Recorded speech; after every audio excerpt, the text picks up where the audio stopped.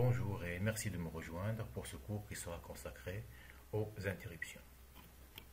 La dernière fois, on a vu l'interruption RB0. C'est-à-dire que RB0 peut jouer le rôle d'un port fonctionnement normal ou bien il reçoit une interruption RB0. Dans cette séance, on va brancher le bouton poussoir à RB4. On peut également utiliser le port RB5, 6 et 7 parce que RB4, 5 et 6 et 7 peut jouer le rôle d'interruption du port RB. Donc j'ai choisi le même TP, c'est-à-dire je commande le moteur soit qu'il tourne à droite, B qu'il tourne à gauche, d'accord. Et lorsque je clique sur ce bouton, le moteur s'arrête durant une seconde. Donc le microcontrôleur va recevoir une interruption sur RB4. Tout d'abord, un petit rappel sur l'interruption sur le port RB. Donc le 16F84 utilise comme interruption soit RB4, RB5, RB6 ou RB7. Donc pour utiliser l'interruption sur ces quatre ports, tout d'abord il faut fermer l'interrupteur général, c'est-à-dire le bit général chez IE, il faut le mettre à 1. Et il faut également fermer le bit RBIE, puisqu'il se trouve en série. RBIE, elle est là. Il faut le mettre à 1. Les autres bits, si on n'a pas d'autre type d'interruption, je peux le mettre à 0. C'est-à-dire, il faut mettre dans le registre intcon, il faut mettre la valeur 88.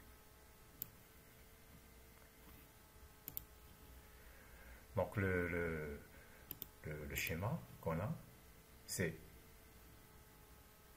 utiliser le circuit intégré L293 pour commander le moteur, IN3, IN4 il est relié au port A, c'est-à-dire que le port A il est en sortie, et les boutons poussoirs, les trois boutons poussoirs, ils sont reliés au port B. Donc le port B il est déclaré en entrée. Et l'interruption il se trouve sur le port RB4. RB2 et RB3 ils sont réservés au bouton poussoir qui commande le moteur dans les deux sens de rotation. Donc, on a dit, on va utiliser l'interruption sur RB, soit le port 4, ou bien 5 ou 6 ou 7. Donc, il faut mettre dans intcon 0B 1 0 0 0 1 0 0 0 parce que GIE est égal à 1 et RBE est égal à 1.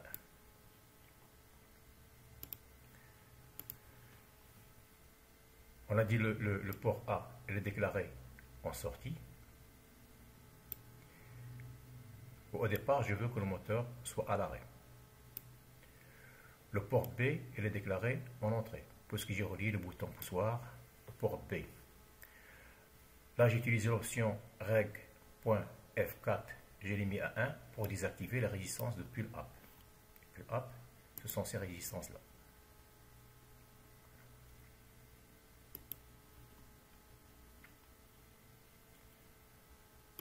Résistance, pull up, c'est ces résistances-là. Parce que vous avez des résistances qui sont branchées sur le port B et que vous pouvez les utiliser. Donc pour les désactiver, pour désactiver les résistances pull up, on va mettre dans le registre option règle la valeur 1 pour les désactiver. Parce qu'on peut ne pas utiliser ces résistances-là. Si j'active la résistance pull up. Donc pendant le fonctionnement normal du moteur, si j'ai RB2 est égal à 1, RB3 est égal à 1 ou bien 0 0, le moteur elle est à l'arrêt. J'arrête le moteur. Pour faire tourner le moteur à droite, j'appuie sur le bouton, j'active le port RB3. Pour changer de sens de rotation, je mets RB2 à 1. Donc là, j'ai 1, 0 et 0, 1. Un petit rappel.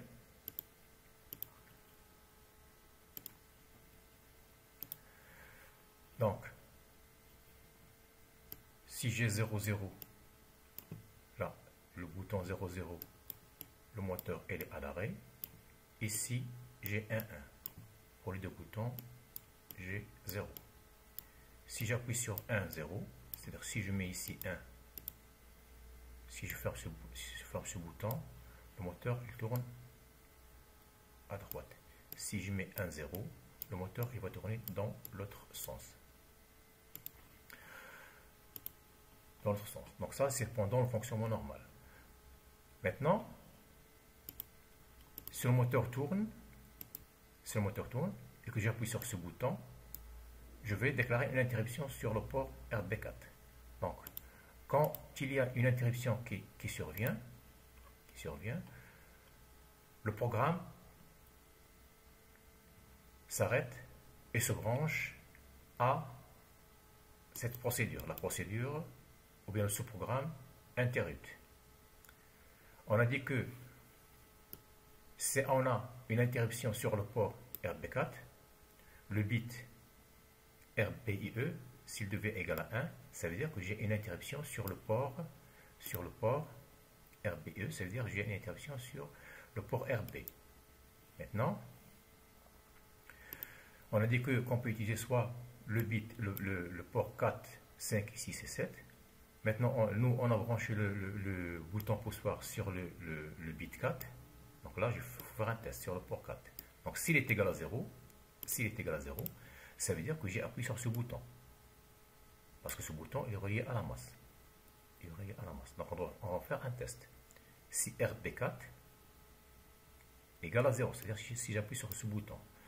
Donc s'il est égal à 4, ça veut dire qu'on a appuyé sur le bouton. Je vais changer l'état de R, parce que j'ai déclaré un bit R. Je vais changer son état. S'il est égal à 1, il devient égal à 0. S'il est égal à 0, il devient égal à 1.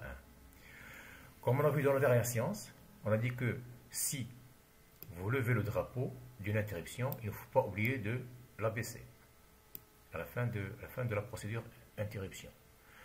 Non. S'il y a une interruption, si on appuie sur le bouton de l'interruption, R devient égal à 1. Et qu'est-ce que je fais? Je vais faire sortir dans RA2 et RA3, je vais faire sortir 0, 0. On peut également faire sortir 1, 1. Et j'arrête le moteur durant une seconde. Et je remets RA0. Je remets RA0. Parce que le port A, il est déclaré en sortie. Bon, récapitulons un petit peu. Donc le programme, c'est un programme assez simple. Pour déclarer l'interruption sur le port RB, il faut mettre le bit général à 1. Il faut mettre également le RBIE à 1.